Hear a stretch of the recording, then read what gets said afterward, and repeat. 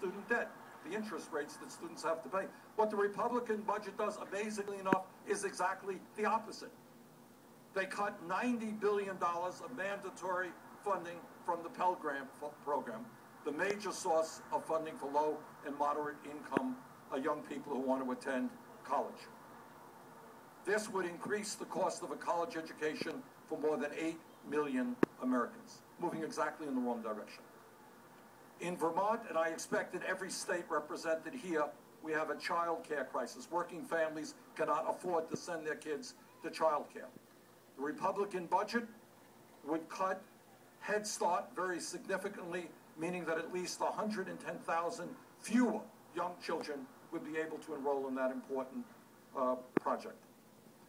Under the Republican budgets, more than 1.9 million fewer students would receive the academic help they need under Title I program. When you get down to basics and you talk about morality, it seems to me that the least that we can do as a nation which has more income and wealth inequality than any other major country on earth, a nation in which the wealthiest people are becoming phenomenally richer while we have over 40 million people living in poverty. The very least that we could say is that nobody in America goes hungry. That, I would hope, would be the least that we could say is in a civilized democratic society.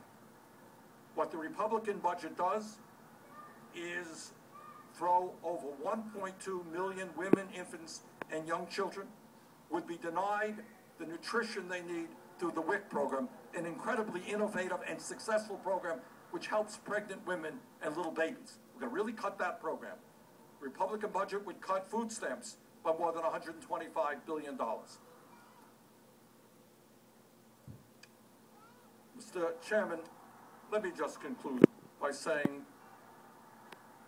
what the Republican budget also does, which is, again, literally one of the problems, I got to be honest with you, that I have when I explain the Republican budget. You know what people say to me? You're being partisan. You're lying.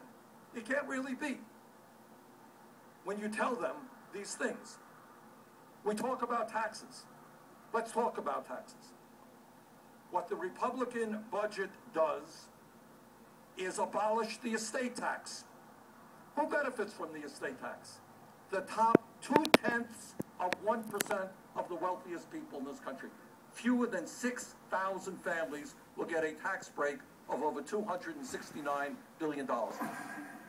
Has any constituent working class person gone to any member of this committee and said, you know what I think you got to do? You really got to lower taxes for the families of billionaires. I've not heard anyone say that at all. Meanwhile, by preventing the extension of the benefits we put into the earned income tax credit and the children's tax credit, taxes will go up for working families. Lower taxes for billionaires, raise taxes for working families. This budget is a budget which is so out of tune with what the American people need or want. Poll after poll will tell you virtually every idea brought into this budget is not what the American people want.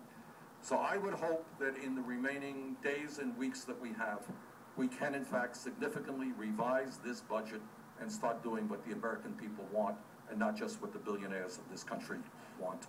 Thank you, Mr. Chairman. Thank you. Congressman Van Hollen.